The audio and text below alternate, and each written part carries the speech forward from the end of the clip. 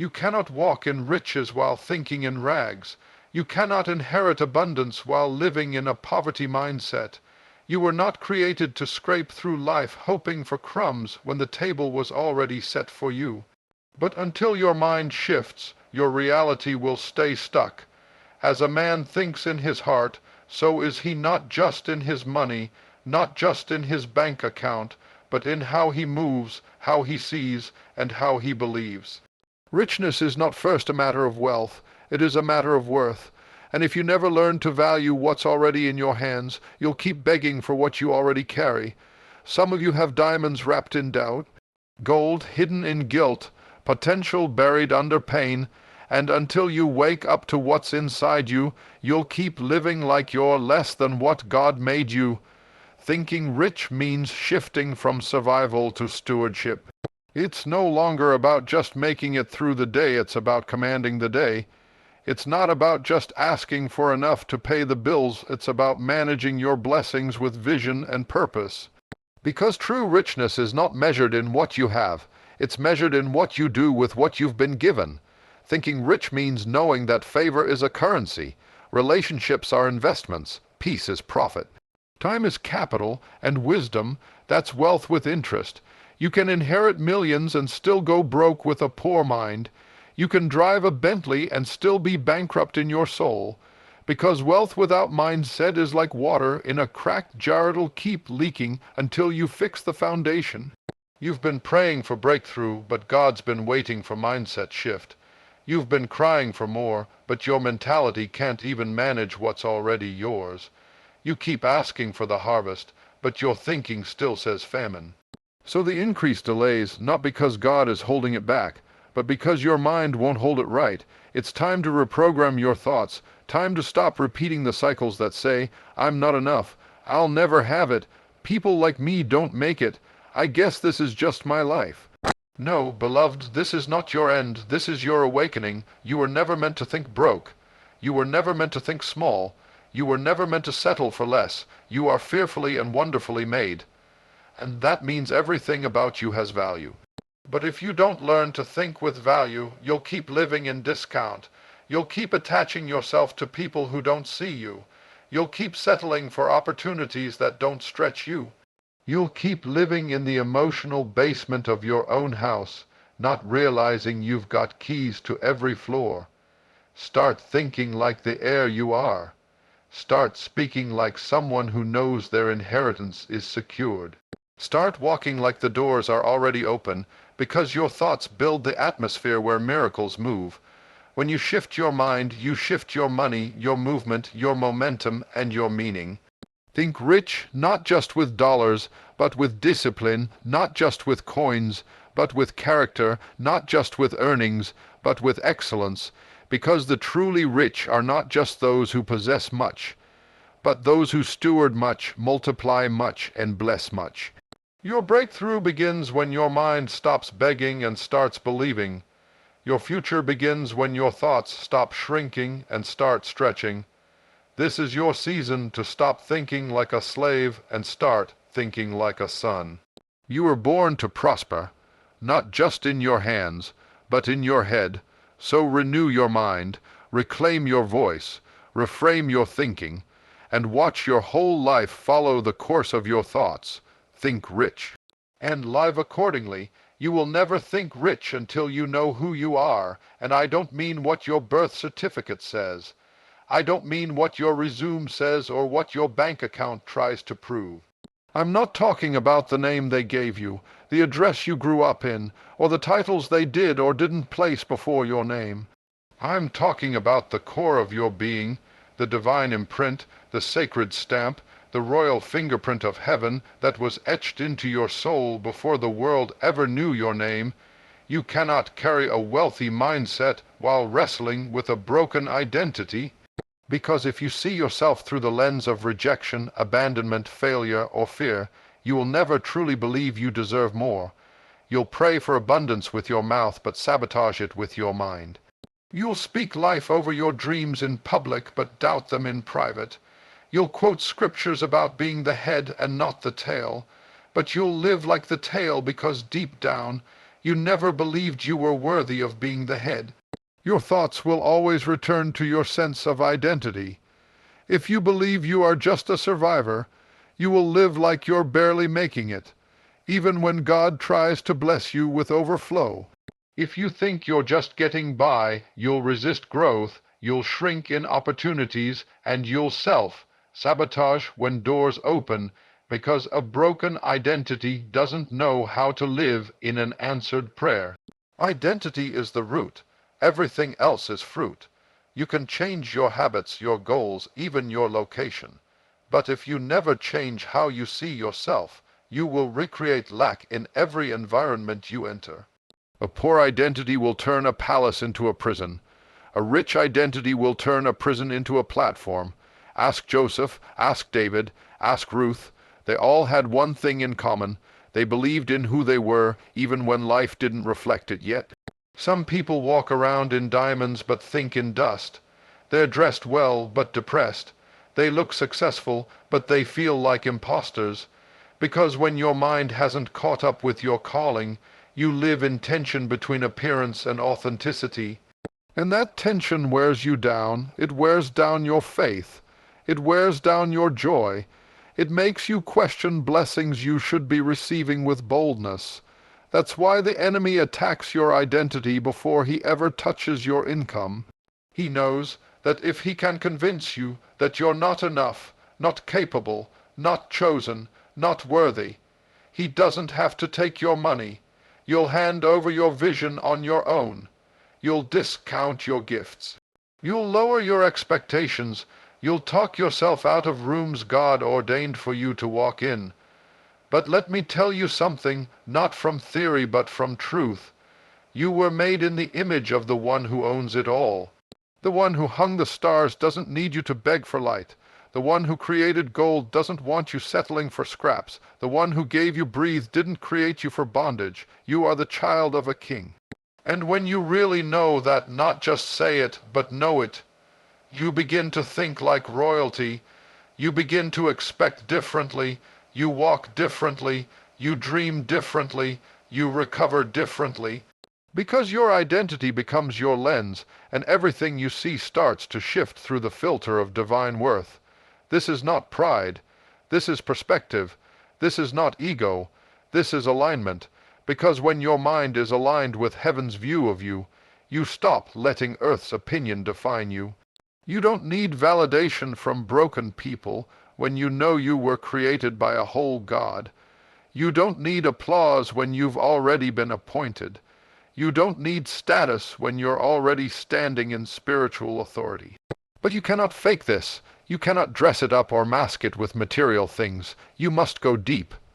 You must strip away the lies, the labels, the wounds that told you who you weren't. You must tear down the old mental structures that were built by trauma, reinforced by comparison, and cemented by rejection. Because until those lies are uprooted, the truth cannot take hold, and the truth is what sets you free, not just in your heart, but in your habits. You have to look in the mirror and see more than mistakes, more than failures, more than shortcomings.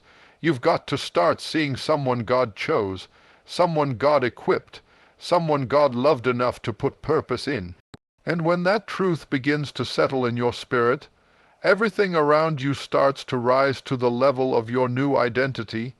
Your conversations change, your boundaries change, your circle changes. You no longer have the appetite for things that insult your calling. You no longer chase what you were called to lead. You no longer entertain what's beneath your assignment, because when you know who you are, you start thinking like someone who is already wealthy in spirit, in vision, in peace, and eventually, yes, in provision. The richness begins inside. You might still be in a tight place. You might still be walking through lack. But if your identity is rooted in heaven, your mind will speak faith in famine. Your soul will overflow even when your surroundings don't. Because true wealth starts before the bank, before the building, before the brand. It starts in the mind of someone who dares to believe that God made them on purpose, for purpose, and with everything they need already within. You have everything you need to begin. You may not have the full manifestation, but you have the identity. And from that identity you will birth ideas, make decisions, plant seeds, and draw provision that aligns with the richness inside of you. Don't wait until you have more to think differently. Think differently and more will come, not because you chased it, but because you became it. So today, if you want to think rich, begin with the truth of who you are. Speak it until you believe it. Pray it until it becomes your posture. Walk in it until the world begins to respond to the authority in your voice. And when doubt tries to whisper again, when fear rises, when insecurity knocks, when history tries to haunt you, just remind yourself, I know who I am. And because I know who I am, I know how to think, and the way I think will determine the way I live, and I choose to think rich. There is a kind of poverty that has nothing to do with money. You can be poor with pockets full of cash. You can drive a luxury car with a broken soul. You can live in a mansion and still have a mindset trapped in a prison, because poverty is not just the absence of finances, it's the presence of fear. It's the belief that there will never be enough, that you're not enough, that life will always come up short for you, no matter how hard you try. This kind of mindset isn't just about lacking resources, it's about lacking revelation. It's not just what's missing in your hand, it's what's missing in your vision. You cannot think small and live big. You cannot fear lack and walk in overflow. And you cannot expect blessings while rehearsing thoughts that reject them. The poverty mindset doesn't just close your wall, it closes your faith. It shrinks your dreams, binds your boldness, and shuts the door on opportunities before they even knock. And the dangerous part, you don't always see it on the outside. You can't always spot it by what a person wears or drives or earns.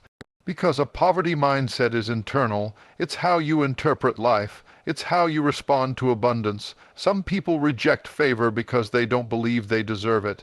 Some sabotage relationships because they've already decided they're unworthy of love. Some stay in cycles of struggle because they can't picture themselves in anything other than survival mode. It's a subtle, sinister belief that has crept into too many hearts. This belief that this is just the way it is. People like me don't get out. Success is for them, not for me. I should just be grateful for crumbs. I don't need much, just enough to get by. These words sound humble, but they're rooted in fear, not faith, because God never called you to live just to get by.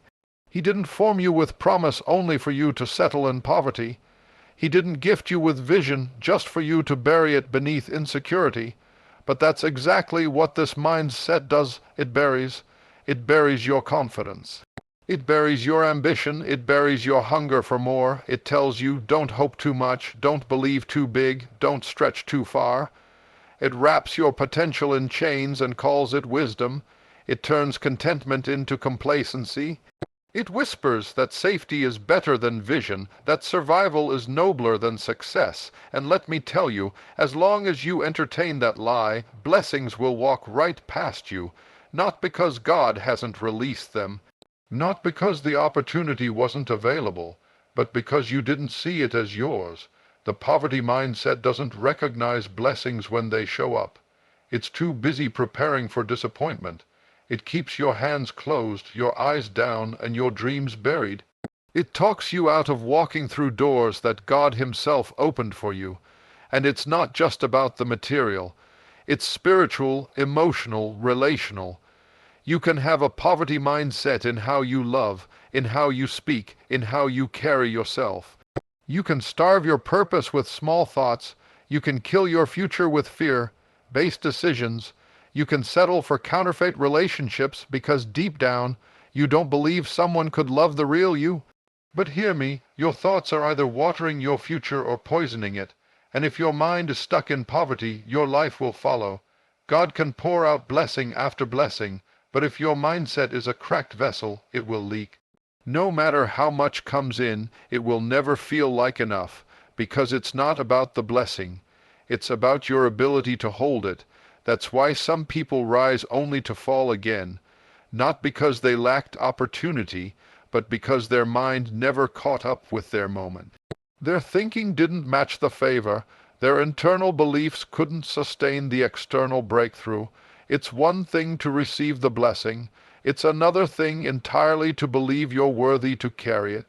But here's the truth, you don't overcome a poverty mindset by getting more stuff. You overcome it by receiving more truth. You overcome it by reprogramming your thoughts, renewing your mind, and reshaping your belief system. You must begin to say, I was not made to beg, I was not made to settle, I was not made to shrink, I was made in the image of a God who is more than enough. You must walk like someone who knows they were born with promise, someone who doesn't apologize for being called to abundance. This is not about greed, this is about purpose, because there are people connected to your breakthrough. There are lives waiting for your obedience. There are generations that need you to rise up and break the cycle. But you cannot break what you are still believing. You cannot defeat a mindset that you still excuse. So yes, it will take work. It will take honesty. It will take courage to unlearn what life taught you, to uproot what trauma planted in you, to rebuild what fear tried to destroy. But it is possible. You can be the one who changes the narrative. You can be the one who thinks differently. You can be the one who walks into rooms with your head high, not because of pride, but because you know your identity. You can be the one who no longer apologizes for desiring more, for building more, for believing for more. Because more was never the problem. The mindset was. So today the shift starts, not with your salary, not with your surroundings, but with your spirit, with your soul, with your thoughts. Decide that you will not think in scarcity when you serve a God of abundance. Decide that you will no longer rehearse the lies of lack and limitation. Decide that your thinking will not be chained to what happened in your past. You are not what you came from. You are what you're called to. You've got enough evidence, enough scars, enough lessons, enough grace. Don't let fear of failure talk you out of trying again. Don't let old voices cancel a new vision. Don't let the mindset of not enough block what God already called yours. The poverty mindset dies when you start to believe you were made for more, and that you're ready to receive it. And when you truly believe that, blessings won't have to fight through the cracks of your thinking. They will flow freely, boldly, abundantly, not because you chase them, but because you are finally ready to receive them. We live in a world that worships numbers. How many followers do you have? How many dollars are in your account? How many properties do you own? How much do your shoes cost? We are trained to believe that richness is about accumulation. Accumulating things, accumulating titles, accumulating applause. But the truth is, you can have all that and still be bankrupt in the things that matter. You can have wealth but no wisdom, fame but no fulfillment, power but no peace, and what kind of richness is that? If your soul is empty, it doesn't matter how full your wallet is. If your mind is tormented, it doesn't matter how many people admire you. You can be surrounded by luxury and still feel lost. You can live in abundance and still lack joy. Because richness, true richness, is not about what you hold in your hands. It's about what lives in your heart. It's about what grows in your spirit. It's about what you carry that cannot be taken by a recession, stolen by thieves, or measured by algorithms. There are people who don't have much in the way of material wealth, but their laughter is rich. Their peace is rich. Their love is rich. They go to sleep at night with nothing left to prove and nothing left to hide. They are full not because of what they have, but because of who they are. Because they have discovered that richness is not just about purchasing power, but about purpose. Not about material gain, but about internal growth. Not about climbing a ladder, but about building a life that matters. Some of the richest people I've ever seen are not sitting in corner offices or behind polished desks. They're sitting beside hospital beds, holding a loved one's hand. They're working 2 jobs to raise their children with honor. They're giving from what little they have, not out of abundance, but out of compassion. That's richness. That's wealth the world can't count and the market can't measure.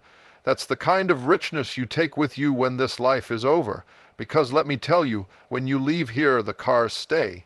The titles stay, the bank accounts stay, but your legacy, your impact, your heart, those follow you into eternity. So why are we chasing paper when our souls are starving? Why are we trading peace for prestige, love for likes, rest for recognition? Why are we measuring success by what we show instead of who we are? Because we've bought into a lie. We've been conditioned to think that if we don't have more, we are less. But the truth is, the most valuable things in life are often invisible. Peace has no price tag, integrity can't be sold, wisdom can't be swiped, and love, real love, it doesn't come with a receipt. It costs you time, presence, patience, forgiveness. Things you can't scan in a checkout line, but things that make you truly, undeniably rich. You see, money can open doors, but character keeps you in the room. Connections can get you attention, but consistency builds trust.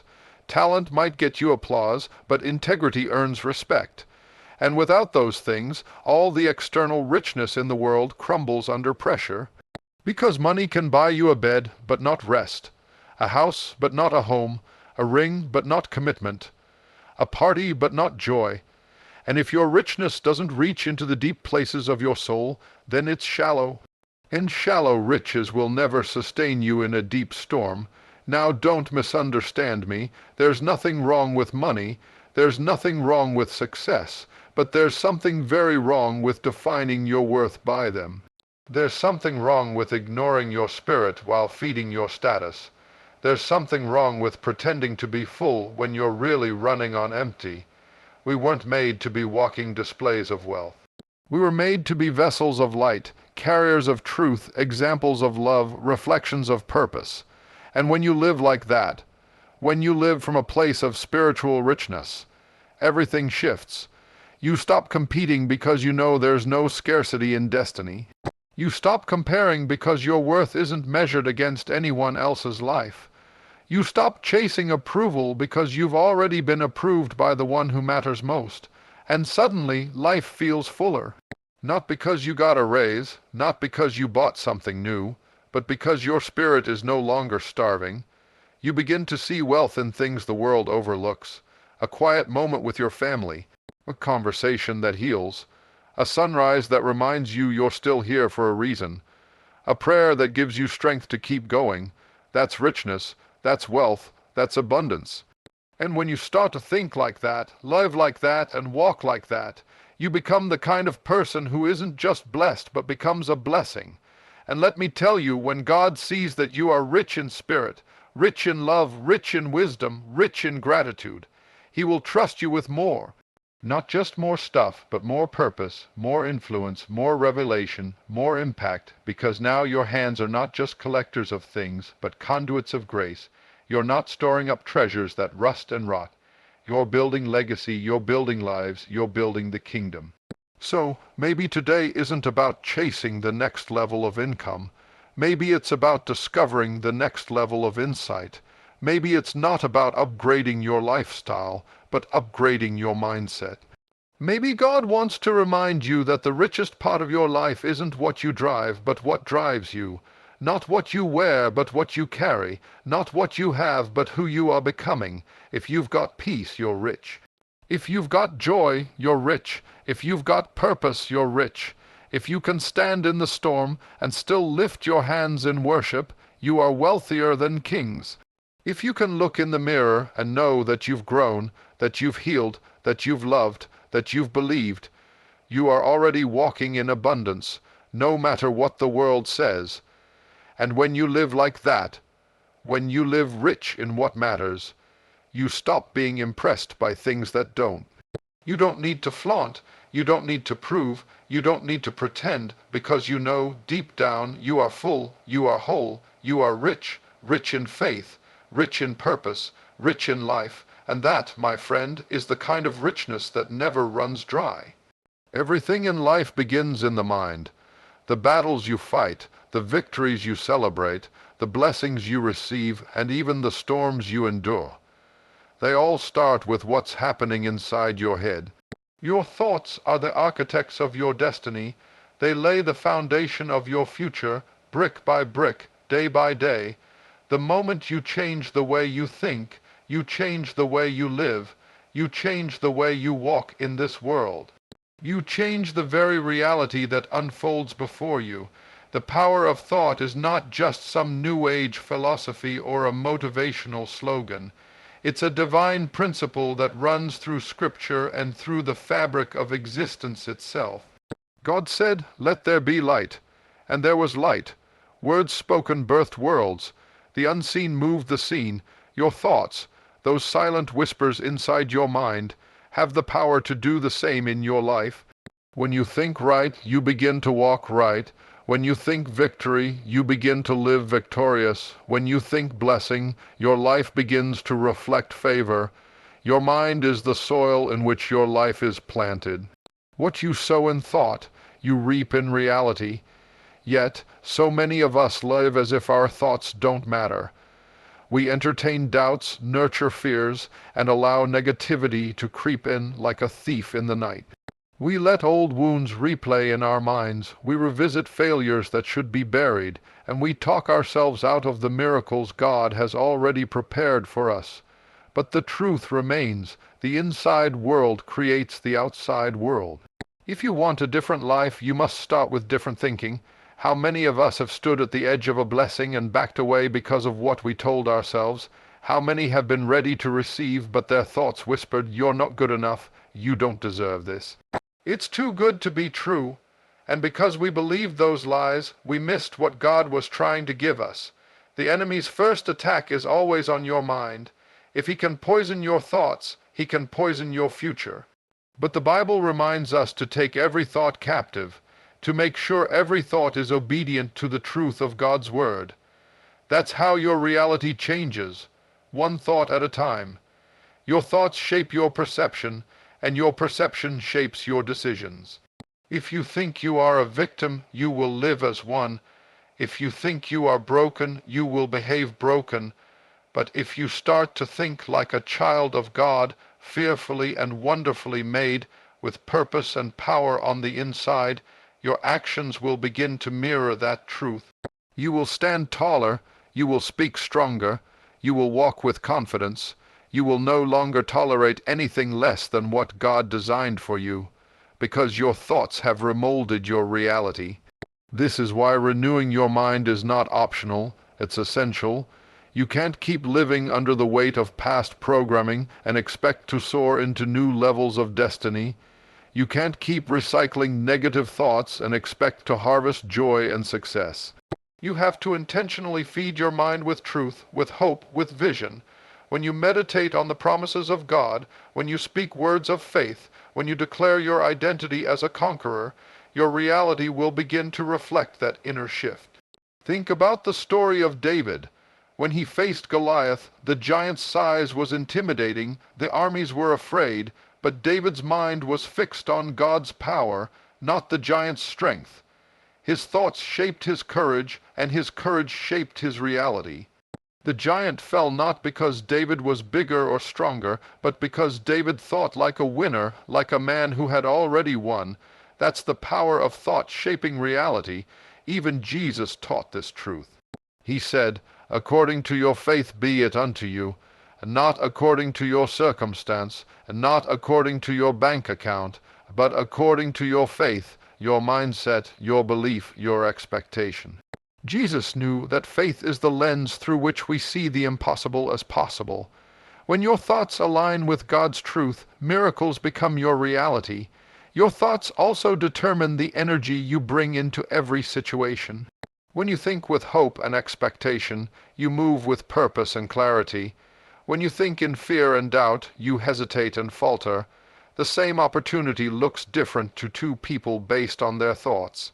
One sees a mountain too high to climb, the other sees a challenge destined to be conquered. One hears rejection and retreats, the other hears a lesson and presses forward. Your thoughts give life to your dreams or death to your destiny. It's important to guard what you allow to take residence in your mind. The media, the conversations, the music, and even the books you consume can influence your thinking. If you fill your mind with discouragement, defeat, and despair, you will become what you consume. But if you fill it with encouragement, victory, and God's Word, you will transform into the image of the truth you feed yourself. Be careful what you listen to, because your thoughts are like seeds, and they will produce fruit. Taking control of your thoughts means you must also reject the enemy's lies and replace them with God's promises. When the devil says, "You will never get ahead," you say, "But I am blessed to be a blessing." When he whispers, "You are too broken," you declare, "But I am healed by the stripes of Jesus." When he screams, "You are alone," you affirm, "But the Lord is my shepherd, I shall not want." Your thoughts become your shield and your sword. The battle is in your mind, and the victory is in your choice to think God's way.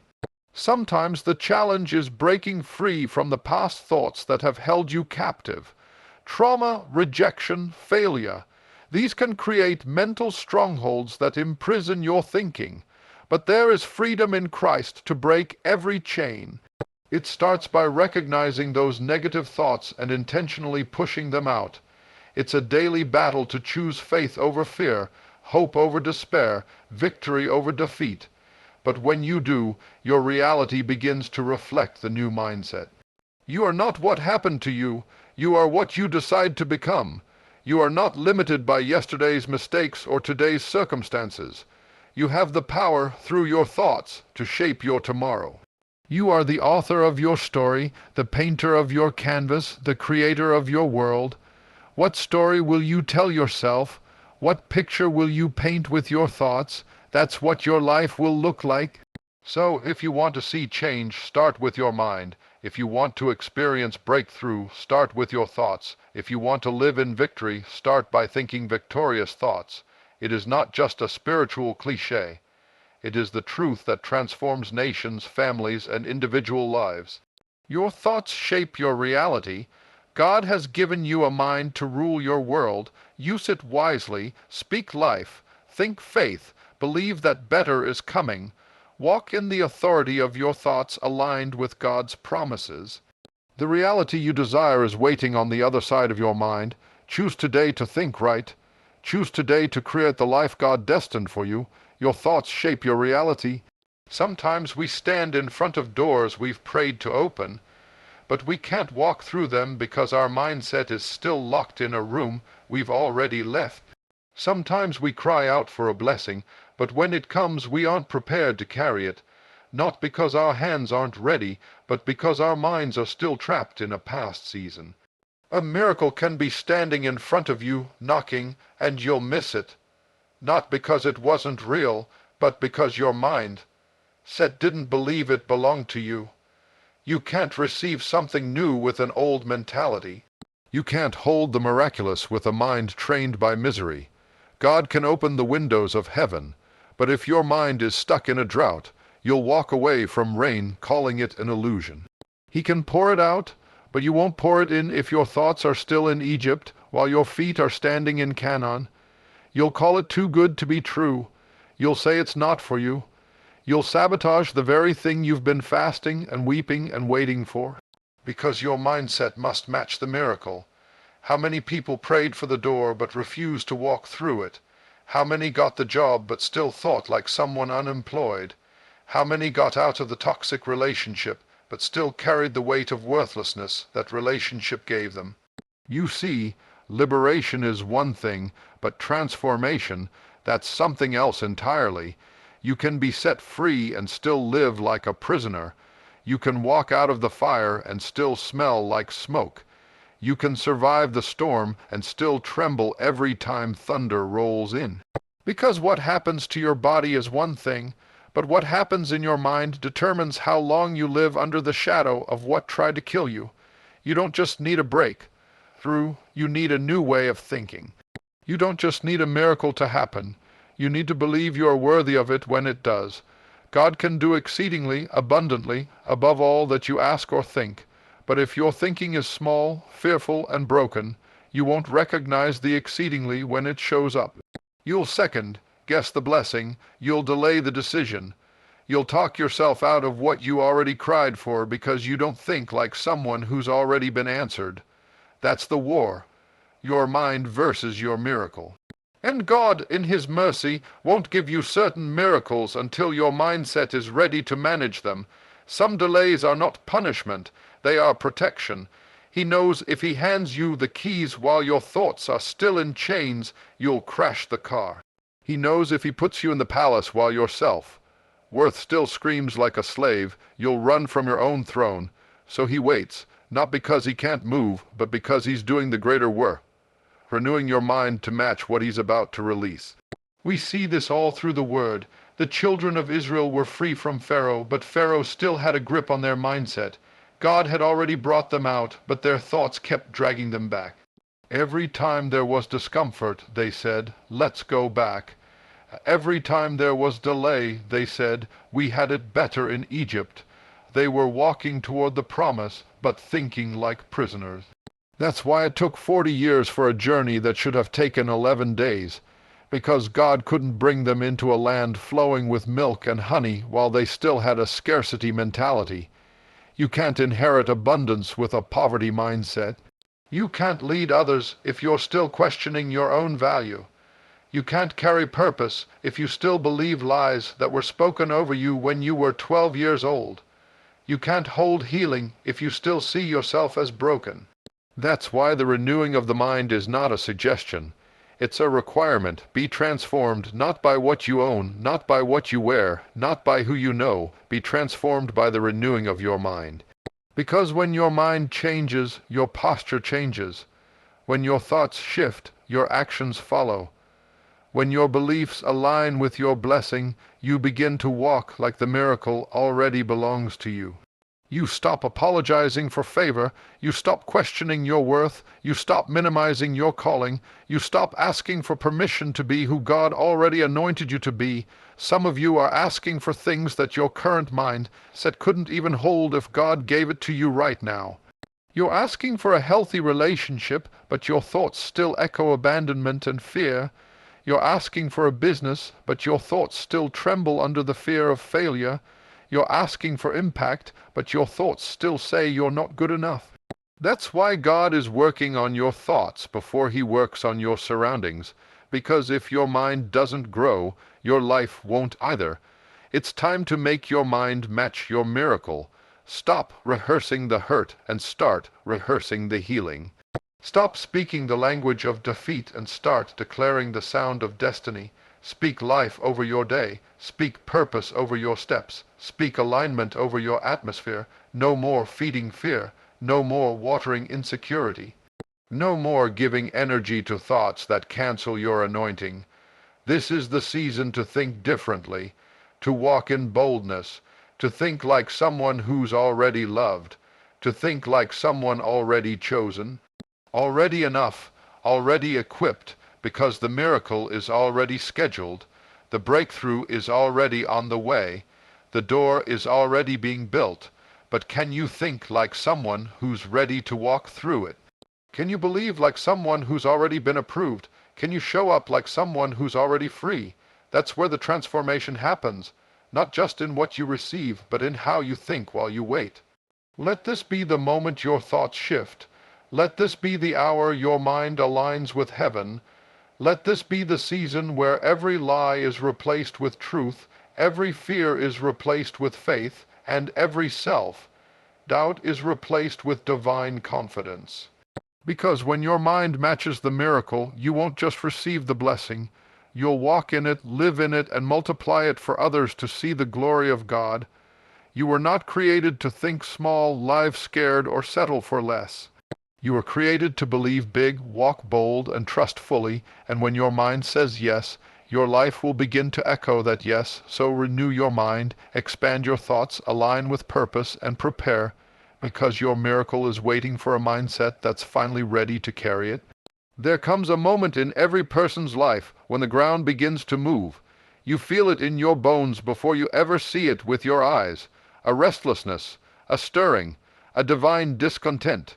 It's the sense that something is changing, that heaven has issued a command and the atmosphere is responding, that what used to fit you no longer serves you, that what used to fill you now frustrates you, that what was once comfortable is now confining.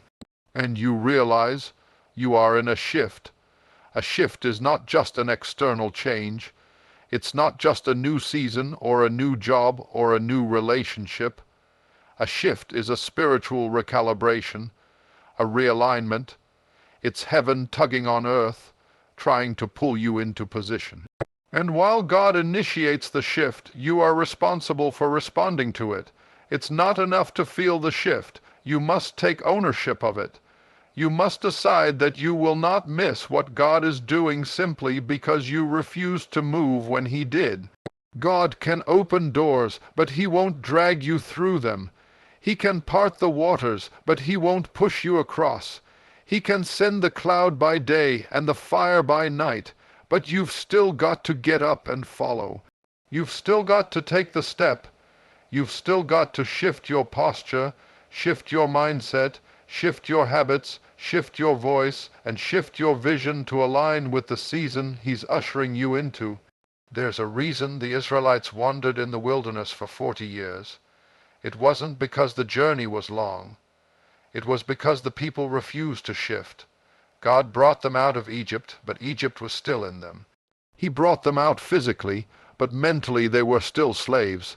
And as long as they thought like slaves, they couldn't possess the promise. Because new territory requires a new mentality. You can't walk into Canaan with a wilderness mindset. You can't inherit a land of milk and honey if you're still feeding off of fear. So when God says move, you've got to move, not just with your feet, but with your faith. You've got to shift your identity. Stop seeing yourself as who you were and start embracing who you're becoming. Stop replaying the last season and start preparing for the next one. Stop clinging to the familiar and step boldly into the unknown. Because the shift will not wait on your comfort. It will not slow down to match your pace of procrastination. The shift is happening, with or without your permission. But if you want to walk in it, you must take ownership of it. Ownership means responsibility, it means discipline, it means maturity. It means no more blaming people, no more making excuses, no more saying, they hurt me, they left me, they didn't see me. No. This is the season where you rise up and say, I'm responsible for my response. I'm responsible for my growth. I'm responsible for my healing. I'm responsible for my development. I may not have caused the pain, but I will not stay in it. I will not waste another year mourning a season God hath already moved me out of. You cannot carry the shift if you're still trying to carry everything else. Some things must be left behind. Some relationships, some habits, some thought patterns. They don't fit where you're going. They were necessary for the past, but they are baggage in the future. And if you refuse to let go, you will delay what heaven has already released. The shift requires space. It requires focus. It requires freedom.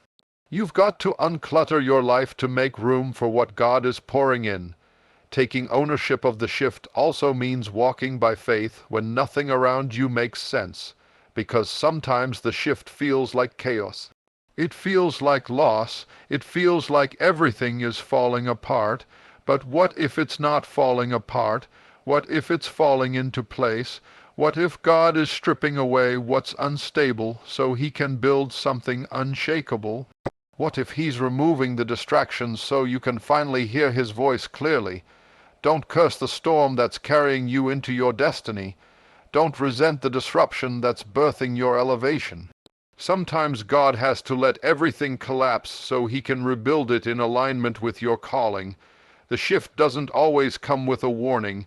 Sometimes it shows up in a layoff, sometimes in a betrayal, sometimes in a diagnosis, sometimes in a door you prayed would stay open but slammed shut. And you have to make a choice. Will you fight to go back to what was, or will you move forward into what is? Will you try to resurrect something God already buried, or will you align your life with the wind of His Spirit and say, where you lead, I will follow? This is not the season for hesitation. This is not the time to second, guess your instincts or suppress your anointing. The shift is too critical. There are lives connected to your obedience. There are generations depending on your courage. You cannot afford to play small when God is calling you to rise. You cannot afford to delay when destiny is at your doorstep. The window is open, the wind is moving, and if you don't seize this moment, you may find yourself praying for a break through God already sent. but you weren't ready to receive. Taking ownership also means preparation. You've got to prepare like it's already yours, prepare like it's already shifting, prepare like the promise has already been delivered. Don't wait for the miracle to show up to start acting like you believe it. Praise before it comes, build before you see the rain, worship while you wait, because the shift doesn't respond to passivity, it responds to faith, and faith without works is dead. This is not about hustle, it's about alignment. It's about making sure your habits reflect your hope, that your thoughts reflect your theology, that your calendar reflects your calling. You can't keep asking God to do new things while you cling to old routines. You can't walk in supernatural favor with a natural mindset. You must take ownership of the transformation. You must partner with heaven in the manifestation of your future. So stand up, square your shoulders, lift your head, shake off the shame, dismiss the doubt. Look the shift in the face and say, I'm ready, I'm available, I'm willing, I'm surrendered. Whatever it takes, I won't miss this move. Whatever I have to release, I will let go. Whatever I have to embrace, I will receive, because I know who I am, I know who He is, and I know that if He's shifting, it must be my time to rise. This is your moment, not to wait, not to wonder, not to weep, but to move, to rise, to stretch, to step, to believe again, to trust again, to dream again. The shift is not coming, it's already here. Now take ownership of it, because God has already done His part. Now it's your turn. Now, as we stand at the crossroads of decision, hear this truth ringing in your spirit. Your thoughts are not merely whispers in your mind. They are the blueprint of your life's design. What you choose to dwell on, what you decide to believe about yourself, your circumstances, and your future will carve the path you walk tomorrow. You cannot afford to be passive about your thinking. You cannot sit back and allow fear, doubt, and negativity to be the architects of your destiny. It's time to rise up and take authority over your mind. It's time to reject the lies that have held you hostage and to embrace the truth that will set you free. Because when you change your thinking, you change your life. Imagine what your world would look like if every thought you entertained was rooted in faith, hope, and victory. Imagine waking up each day with confidence, knowing that the Creator of the universe has placed within you a mind designed for greatness. Imagine the peace that comes from knowing that no matter what storms rage outside, your thoughts anchor you to a firm foundation, one that cannot be shaken. You are more powerful than you know. You have the ability to shape your reality in ways that defy human logic, because you partner with a God who specializes in turning impossibilities into testimonies. But this power begins in your mind. It begins with a decision. Will you think like a conqueror or like a victim? Will you feed your mind with life or death? Will you believe the lies of the enemy or the promises of your Father? This is your moment of shift. This is your moment of breakthrough. The thoughts you allow to dwell in your heart today will become the mountains you move tomorrow. So choose your thoughts like you choose your destiny, with intention, with courage, and with unwavering faith.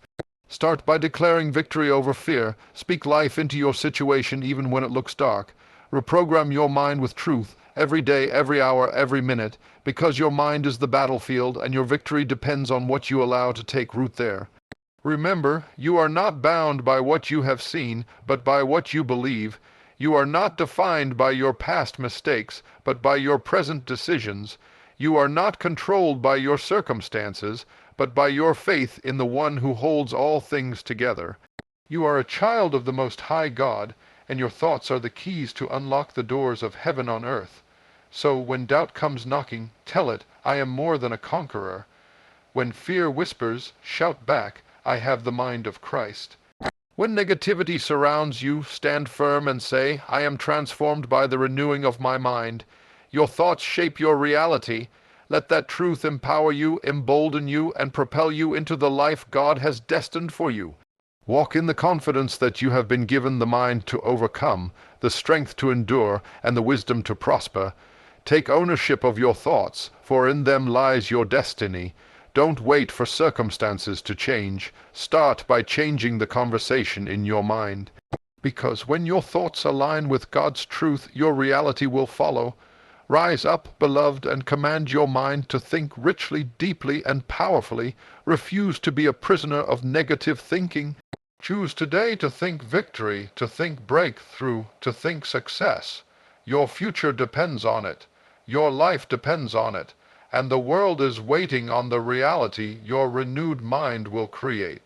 May you go forth with the power of thought, shaping a reality filled with hope, faith, and divine destiny. The shift is yours, the victory is yours, the promise is yours. Now walk in it. Amen.